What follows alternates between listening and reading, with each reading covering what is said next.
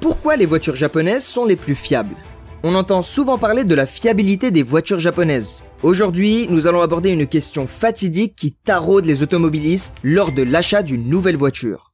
Quelle est la marque la plus fiable? Et pourquoi la fiabilité des voitures japonaises revient aussi souvent? Alors, attachez bien vos ceintures, car je vais vous emmener au cœur d'un pays qui incarne bien plus que le sushi et les colossaux lutteurs de sumo. Ces terres du soleil levant ont su donner naissance à une industrie automobile haute en adrénaline qui a littéralement électrisé la planète. Des rues illuminées au néon de Tokyo jusqu'à la campagne sereine de Nikko. Le Japon a fait naître des bolides aussi fiables et exaltants qu'une dérive autour des majestueuses pentes de Mont Fuji. Car, je ne vous cache pas, le Japon nous offre une myriade de marques emblématiques qui vous sont souvent présentées telle une détectable sélection de Meexki. Toyota, Mazda, Nissan, Subaru, Mitsubishi, Infiniti, Lexus, Honda, Suzuki, et j'en passe. Ce sont tous des noms ronflants dans le monde de l'automobile.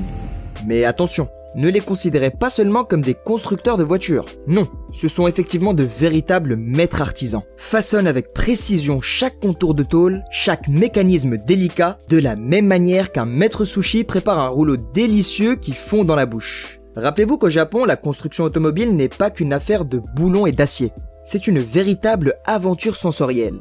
Laissez-moi vous remémorer quelques légendes de la route qui ont secoué l'univers automobile. La redoutable Toyota Supra, une véritable bête à l'appétit insatiable de bitume qui a fait palpiter le cœur des passionnés. Et que dire de la majestueuse Nissan GT-R, un projectile à 4 roues capable de faire pâlir un avion de chasse lors d'une drag race acharnée. Et n'oublions surtout pas la petite merveille qu'est la Mazda MX-5. Une décapotable de taille XS conçue pour procurer frissons et éclats de rire par kilomètre parcouru. Néanmoins, ne vous méprenez pas. Il ne s'agit pas seulement d'une question de puissance brutale. C'est un concerto orchestré avec une virtuosité déconcentrante où chaque note de performance est harmonieusement contrebalancée par une symphonie d'efficacité et de dure fiabilité. L'innovation ne manque pas aussi. Le Japon nous a fait cadeau de la technologie hybride, une innovation qui a offert des véhicules capables de siroter l'essence avec la délicatesse d'un malt rare. Ces créations futuristes qui sillonnent nos rues urbaines tel un ninja silencieux en mission nocturne. Cependant, comme la perfection n'existe jamais, cette extravagance automobile nippone a connu quelques rebondissements que nous allons voir ensemble plus tard. C'est à cause de quelques modèles bien spécifiques, mais à vrai dire très limités. Bien évidemment, nous allons revenir avec plus de détails ultérieurement. Mais la seule chose qui est sûre et certaine, c'est que ce pays reflète à merveille un kaléidoscope fascinant. Un savant mélange de modernité flamboyante et de tradition séculaire. Une tradition très ancrée dans l'histoire. Et c'est peut-être la raison derrière laquelle cette réputation de fiabilité trouve ses racines. Chose qui nous oblige à retourner les pages de l'histoire de la voiture japonaise. Afin de comprendre d'où vient cette gloire intouchable de l'industrie automobile nippone. L'histoire de la voiture japonaise. Recherche continue à se distinguer. Dans la langue japonaise, le terme kuruma désigne la roue. En revanche, ce sens s'est élargi pendant des siècles pour englober tout véhicule roulant. Bien qu'il soit évident que la roue avait été inventée depuis des millénaires et avait été utilisée à travers le monde. On ne trouve des traces de ce mot kuruma que dans un ouvrage compilé de l'an 720 et intitulé Les Chroniques du Japon, de son auteur Nihon Shoki. Force est de souligner que le peuple japonais, comme d'ailleurs beaucoup d'autres, trouvait la nécessité d'avoir des moyens de transport adaptés à la géographie du pays, ainsi qu'aux besoins uniques des habitants.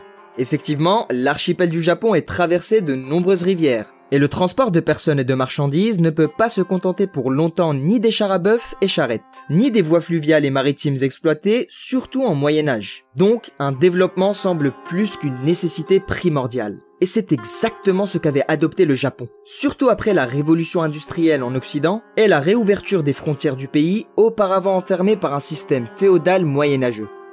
C'est d'ailleurs la raison pour laquelle le Japon accuse un retard considérable par rapport à l'industrie européenne et américaine de cette époque notamment. Cela explique peut-être que la première voiture n'a roulé au sol japonais qu'à l'an 1898. D'ailleurs, cette locomobile à vapeur appelée Part and Levasseur était importée par un Français. Ce fut la première fois qu'un Japonais croisa en vrai une automobile. Vraisemblablement, ce retard vis-à-vis des pays occidentaux avait enflammé l'engouement des Japonais à se rattraper. En effet, maintes productions avaient vu le jour. Des bus, des motocycles et des automobiles à moteur essence avaient été apparus. Des sociétés comme Toyota, Nissan, Mitsubishi et Mazda avaient été créées, ainsi qu'une armada de textes juridiques relatifs à cette industrie avait été ratifiée. La première voiture japonaise conçue pour une production en série sort des usines en 1921 sous le nom de la Lila, suivie par un modèle nommé Wolseley A9 en 1922, sous licence d'une entreprise qui deviendra Isuzu. En revanche, bien qu'il s'agissait d'un pas solide dans le secteur, les Japonais, à cette époque précise, demeurent dépendants des voitures importées, notamment des États-Unis. On parle ici de plus de 95% des importations, dont Ford fut le premier, suivi par General Motors. Le reste sont des véhicules d'origine européenne. Les plus populaires étaient Fiat, suivi par Renault, BIN et Wolseley. Cette situation resta plus ou moins stagnée jusqu'à la Deuxième Guerre mondiale. C'est à ce moment-là que les choses vont prendre une tournure infernale. La Deuxième Guerre mondiale, priorité à l'armement. Pendant cette guerre, l'armée réquisitionne les usines à des fins militaires. Elle installe un régime de rationnement de la matière première. Logiquement, l'armée avait besoin de véhicules et les constructeurs se trouvaient contraints à fabriquer des camions et des tanks. Évidemment, la production automobile s'était freinée jusqu'à l'arrêt. À la place, les usines se convertissent en fabricants d'armes, de pièces de guerre et d'avions de combat. En effet, cette période de guerre mondiale oblige les entreprises à apprendre de nouvelles technologies, notamment en domaine aéronautique. Ce dernier permettait d'étudier de nouveaux types de moteurs, comme par exemple le diesel, ainsi que l'usage de l'aluminium dans la fonderie. À cet égard, on peut citer le fameux chasseur bombardier de chez Mitsubishi, sous le nom Zero, utilisé par la marine japonaise, léger et maniable. Ce bijou équipé du moteur Nakajima de près de 1000 chevaux constitue une vraie réussite technologique et avait donné l'avantage à l'armée impériale, notamment dans le début de la guerre. Effectivement, comme nous le verrons plus tard, cette prouesse inventive va laisser un grand impact sur les produits que nous voyons dans nos routes aujourd'hui. L'après-guerre, difficulté et revanche. À la suite de la Deuxième Guerre mondiale, le Japon est dévasté. Les bombardements intenses ont fait des milliers et des milliers de morts. Et les survivants subissent l'humiliation de la destitution de leur empereur Hirohito. Dès lors, la nation devait accepter un nouveau régime gouvernemental totalement différent de celui installé avant la guerre. Le potentiel industriel du pays est réduit d'environ 80%. Les voies de communication, routes et voies ferrées sont en ruine. Les principales grandes villes telles que Tokyo, Osaka, Nagoya sont détruites à 70%. Cela sans parler certainement de Hiroshima et Nagasaki, qui eux ont été rasés de la carte par les bombes atomiques. Le yen, la monnaie nationale, s'effondre et ne vaut plus rien dans les marchés financiers mondiaux. Pire encore, le parc automobile qui, comme on l'a déjà vu, n'était pas très imposant avant la guerre, est ruiné. Maintenant, le Japon ne possède que quelques 25 000 voitures. Mais cette image terne d'après-guerre. Tout ce malheur va ensuite donner la place à un relancement astronomique. Car je vous ne cache pas, les Japonais savent bien rebondir de leur échec et en tirer les leçons. Bref, ils ont la capacité de se renaître de ses propres cendres. Ce fait est reflété à merveille dans leurs voitures, même datant d'aujourd'hui. Après une période difficile marquée par une récession importante, l'industrie automobile nippone commence à avoir la lumière au bout du tunnel. Et ce, avec des petites, pas certes, mais assurément fiables. On les appelle pas la force tranquille pour rien. Étant donné que les moyens étaient pour le moins pauvres, le secret de la relance du secteur de l'automobile consiste en la production des voitures les plus rudimentaires et économiques possibles. Entre autres, ce type de véhicule constitue l'ancêtre de ce qu'on appelle aujourd'hui les kei cars. Mais ce sujet sera abordé plus tard dans la vidéo. Il s'agit bien d'un succès populaire encourageant. À titre d'exemple, Mitsubishi, qui a fabriqué des tanks et le fameux chasseur Zero, se reconvertit dans les tricycles et scooters en 1946. De même, Nakajima Aircraft propose une voiturette à 3 roues avant de devenir Subaru. Quant à Toyota, cette entreprise qui a beaucoup souffert durant la période de la guerre, fabrique des camions et se lance rapidement en 1947 dans la commercialisation d'une voiture familiale sous le nom de Toyopet SA. Hino devient une marque indépendante spécialisée dans la construction de camions. Par contre, Nissan se lance en 1952 à produire l'Austin A40 sous licence anglaise. Peu à peu, la démocratisation du transport personnel s'est étendue, grâce d'une part à l'amélioration du pouvoir d'achat et d'autre part à la baisse du prix des voitures. Les constructeurs commencent à développer une nouvelle gamme de voitures plus cossues, dédiées au transport des dignitaires du pays, puis à la suite des familles aisées qui pourront les procurer. La voiture commence alors à prendre une place importante dans le statut social japonais. Elle symbolise la réussite. On ne craint pas de la montrer à cœur de joie, on se balade avec volontairement. Tout cela signifie que les usines sont devenues rapidement autonomes. Nous savons déjà que ces Japonais, encore méconnus par les peuples occidentaux, sont très malins et ont la réputation de copier les technologies et l'utiliser brillamment dans leur industrie. Effectivement, ils se sont vite retrouvés dans une situation de surproduction. Et qui dit surproduction dit bien sûr importation. D'abord en Asie, puis en Amérique et en Europe, Toyota est le premier constructeur japonais à implanter une usine hors du pays. C'était au Brésil en 1958. Depuis, la Kumura, c'est-à-dire la roue en langue japonaise, comme nous l'avons vu précédemment, commence à bien tourner. L'épopée de la voiture japonaise. Tel un phénix renaissant de ses cendres, le Japon a déployé une révolution automobile qui allait redéfinir les normes de la fiabilité, et ce, à partir des années 70. Imaginez une nation jadis réputée pour ses vénérables sabres de samouraï et ses cérémonies de thé a fait le choix de se confronter au monde, non par le tranchant d'une lame d'épée, mais à travers l'acier et une détermination inébranlable. Cette détermination se manifeste à plusieurs niveaux. À titre d'exemple, pendant l'année de 1978, le géant américain General Motors produit avec une cadence de 14,9% de voitures par employé. Alfa Romeo réalise seulement 6% d'unités par employé. Quant à elle, les usines de Toyota réalisent une colossale 43% de voitures produites par employé. Comme vous constatez, les chiffres parlent d'eux-mêmes. Prenons un autre exemple. La part du constructeur britannique Land Rover sur le marché australien des gros 4x4 remontait à plus de 90%. Mais lorsque la Toyota Land Cruiser s'est mise en commercialisation, ce pourcentage va se dégrader pour atteindre 2% seulement. Tout le monde jure de la fiabilité de ce modèle iconique. En Afrique, la marque française Peugeot, la plus populaire et la plus chère au cœur des autochtones, cède sa place au profit du métal solide venu du pays du soleil levant. L'ingéniosité japonaise dans le domaine entame une ère d'innovation dans les décennies qui suivent, et cela jusqu'à nos jours. Des noms emblématiques comme la Toyota Corolla, Honda Accord et Nissan Skyline n'ont pas simplement donné naissance à des véhicules, mais ont sculpté des œuvres d'ingénierie d'une précision exquise. Chaque pièce, chaque boulon évolue en une pièce d'art durable. L'actuel des voitures japonaises, les fiables imbattables. Cette petite leçon d'histoire de l'automobile japonaise divulgue une mentalité inouïe hors du commun qui trouve sans doute des échos dans les produits fabriqués. Il est communément admis que les Japonais ont des codes sociaux très stricts. Il s'agit d'un peuple fortement attaché à l'organisation, à l'hygiène, à la ponctualité et à la rigueur. Ces racines historiques socio-culturelles trouvent des applications réelles dans les entreprises japonaises à travers des systèmes de travail inventés. Le plus fameux de ces systèmes est celui du système de production Toyota, couramment appelé TPS. Généralement adopté au sein de plusieurs entreprises japonaises, ce système consiste en ce qui suit. Tous les employés ayant un diplôme universitaire ou pas débutent leur parcours professionnel dans les ateliers. Ainsi, ils apprennent à connaître et à assimiler les processus et la culture de l'entreprise. Pour de nombreuses sociétés, le TPS est non seulement un système de production, mais aussi une philosophie qui se vit au quotidien. Effectivement, l'essence de cette philosophie est ressentie à chaque fois que nous montons à bord d'une voiture nippone, qu'on soit fan ou non. Connaissez-vous cet agréable sentiment lorsque vous tournez la clé le matin et que votre voiture rugit en vie sans le moindre souci? Eh bien, c'est l'incarnation de la mentalité japonaise. C'est comme si ces voitures étaient programmées pour être imperturbables aux épreuves et turbulences de la route. Qu'il s'agit de lutter contre les tempêtes de neige ou de conquérir des déserts brûlants, ces machines peuvent encaisser tout avec aisance remarquable.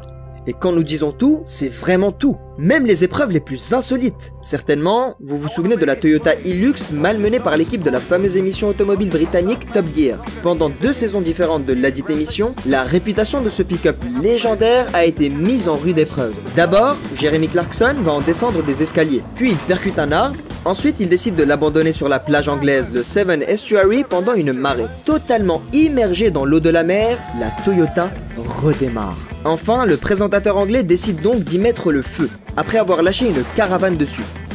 En revanche, rien n'y fait. Le Hilux continue de rouler. Une deuxième tentative de tuer la même Hilux a été réalisée par James May cette fois-ci. Le célèbre présentateur a mis la voiture en haut d'un immeuble destiné à être démoli.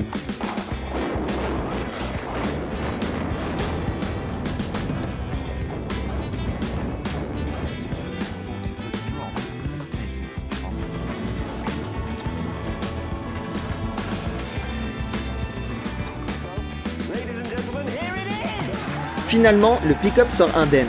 comme dans les tests précédents, après avoir été réparé avec des outils de base et 100 pièces de recharge. Depuis, on l'a nommé le pick-up le plus robuste du monde et prend une place dans le studio de l'émission servant comme décor. En plus, nous n'oublierons jamais que ce modèle fut la première voiture à atteindre le pôle Nord au cours d'un épisode spécial. Ces amusantes anecdotes montrent bel et bien que ce modèle ressemble à une bête indomptable de l'asphalte et du hors-piste. C'est comme si quelqu'un avait pris un tank et l'aurait croisé avec un pick-up. Une force de la nature sur 4 roues. Tout ça bien sûr est grâce à l'ingéniosité des mains japonaises. Des bolides de course infaillibles. Durant des années, ces mains créatives ont pu toucher les étoiles de gloire quand ils ont vaincu les plus redoutables constructeurs. Vous l'avez compris, nous parlons ici du palmarès sportif des marques japonaises. Il est évident que le sport mécanique ressemble à une symphonie de puissance capable de réveiller l'instinct du compétiteur. C'est un monde pénible où participent des bêtes sauvages parmi lesquelles nous pouvons sentir l'odeur de la victoire à des kilomètres à la ronde. Nul ne peut se proclamer victorieux s'il ne sait pas prévaloir sa force. Et les constructeurs japonais savent bien profiter de cette force. Par exemple, ils ont su remporter la plus célèbre course d'endurance, à savoir les 24 heures du Mans à plusieurs reprises. La victoire de la Mazda 787B en 1991 reste sans doute gravée dans la mémoire des passionnés d'automobile. Dotée d'un moteur à piston rotatif inédit, cette voiture mythique a écrasé les concurrents de haut calibre tels que Mercedes-Benz, Jaguar ou encore Porsche. Il s'agit de la seule voiture de l'histoire à remporter la course des 24 heures avec une telle motorisation. Tout le monde admet à l'époque que grâce à la fiabilité de ce bolide, elle a pu remporter la victoire. Ce but ultime de chaque compétiteur. Les Japonais, eux, s'en réjouissent à plusieurs reprises, notamment dans le monde du rallye. Subaru et Mitsubishi sont deux noms gravés éternellement dans les annales de la légende du rallye. Leurs victoires célèbres ressemblent à des récits de vaillants guerriers. L'ère de leur dominance était une époque où le monde observait avec émerveillement, tandis que ces gladiateurs automobiles se battaient pour la suprématie. Et ça continue encore avec Toyota qui domine actuellement le championnat mondial des rallyes WRC. Parallèlement, on n'oublie pas les victoires de cette firme ainsi que la participation pertinente de Honda dans le plus prestigieux championnat de sport automobile, celle de la catégorie reine de Formule 1. Il en découle que ces bolides laissent forcément des traces hors compétition dans des modèles homologués pour la route qui résistent encore au sable du temps. Et étant donné que le sport mécanique représente l'antichambre de l'innovation, on retrouve les échos dans nos voitures de série. 2023 et la saga continue. Là aussi, la concurrence est férocement rude. En effet, le marché automobile moderne ressemble à une jungle impitoyable où les constructeurs se livrent à une bataille acharnée pour la suprématie. Les limites du design, de la technologie et des performances sont constamment repoussées, telles des flèches tirées vers le ciel par une force irrésistible. Chaque année, la compétitivité atteint son paroxysme et chaque constructeur choisit sa propre arme de défense. L'un fait recours à la folie d'invention, d'autres essayent de séduire la clientèle par des designs épurés. En revanche, la coutume chez les constructeurs japonais signifie qu'on demeure fidèle à l'ancienne recette gagnante, à savoir la flexibilité.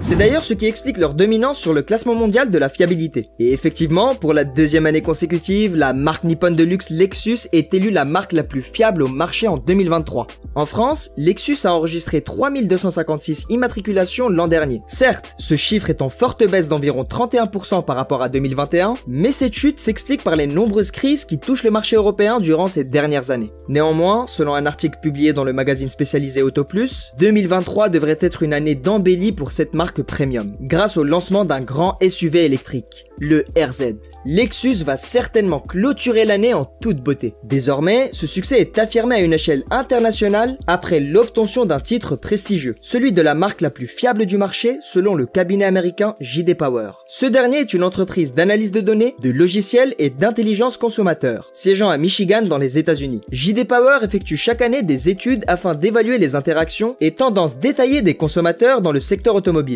À vrai dire, les voitures japonaises ne ratent pas ce classement depuis longtemps. Cette année, l'enquête menée auprès de 30 000 propriétaires de voitures porte sur de nombreux problèmes enregistrés par les constructeurs. À noter que le classement est établi selon un ratio du nombre de soucis identifiés pour 100 voitures. Ce n'est une surprise que pour la deuxième année d'affilée. Lexus décroche les honneurs avec son SUV RX. L'enquête montre que ce modèle a enregistré 133 problèmes contre 144 pour Genesis et 152 pour Kia. Mitsubishi et Toyota figurent dans la 6e et la 7e respectivement. Il en découle qu'une vaste majorité des voitures japonaises forge une réputation dure comme l'acier. Elle bénéficie de la satisfaction des consommateurs et du respect d'autres acteurs dans le domaine. Et ce, malgré quelques cabosses, quelques dingueries. Souvenez-vous quand on a dit précédemment dans la vidéo que la perfection n'existe jamais.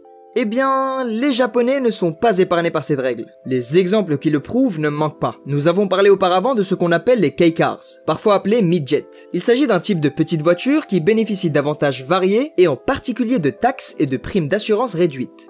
Cette gamme de petites voitures est essentiellement vendue au Japon. En revanche, quelques modèles ont fait sujet d'exportation vers nos terres. Nous parlons par exemple de la Suzuki Wagon R. Cette dinguerie à 4 roues ressemble à un grille-pain. Certes, vous ne pouvez pas vous empêcher de sourire quand vous croisez une dans nos routes, mais l'affaire s'arrête là. D'ailleurs, des rapports montrent qu'à partir de 2019, la propriété de ces mini-véhicules est en nette diminution. Un autre fameux exemple peut être cité aussi. C'est celui de la production du moteur rotatif, inventé par un ingénieur allemand, Felix Wankel. Ce moteur fonctionne selon un cycle dans lequel un piston triangulaire convertit l'énergie issue de la combustion en une énergie mécanique de rotation, transmise à l'arbre moteur via un maneton. Certainement, et comme nous l'avons déjà vu, le rotatif a montré ses performances dans la course automobile. Nous vous rappelons de l'histoire de la Mazda 787B aux 24 heures du Mans, qui a littéralement ruiné la compétition en 1991 au point d'interdire ce genre de moteur dans cette course mythique. Néanmoins, cette dinguerie n'a vraiment pas marché dans les voitures de série. Toujours avec Mazda, ce constructeur s'est amusé à mettre du rotatif dans la bolide sportive RX-7 et continue à l'introduire dans des modèles plus contemporains comme la Mazda RX-8. D'ailleurs, celle-ci est la dernière voiture en série à être commercialisée avec un moteur Wankel. Malheureusement, ce moteur devrait être tué à cause de maintes problèmes, dont notamment la surconsommation d'huile et de carburant, le manque flagrant de couple et bien sûr une absence totale de fiabilité. Donc, la voiture japonaise n'échappe pas à quelques soucis techniques qui ternissent son image brillante de robustesse. Mais tout de même, elle reste un gage fiable contre des problèmes devenus chroniques chez d'autres constructeurs. Et c'est ça l'enjeu. Réellement, c'est de savoir innover et s'améliorer continuellement dans le but de se distinguer de la concurrence. À la fin, je vous ne cache pas qu'en réalisant cette vidéo, j'ai personnellement appris une évidence. À première vue, il est simple de dire que les voitures japonaises sont des bagnoles blindées. Mais la recherche des causes derrière cette réputation s'avère être une opération délicate. C'était hyper dense. Je sais bien que j'ai oublié des millions de trucs. En revanche, une chose est claire comme un matin de Tokyo, ces voitures vous obligent à les respecter, même si on ne soit pas fan. Ces merveilles japonaises, mis à part quelques flops, sont comme l'honneur de samouraï errant à travers des kilomètres et des kilomètres de bitume avec une détermination inébranlable. Ne vacillant jamais, n'hésitant jamais. Acheter une, c'est comme si vous achetiez une divinité gardienne pour votre trajet quotidien. Et on est certain maintenant qu'à chaque fois en décidant de renouveler sa voiture, on sera avisé de tourner son regard vers le pays du soleil levant.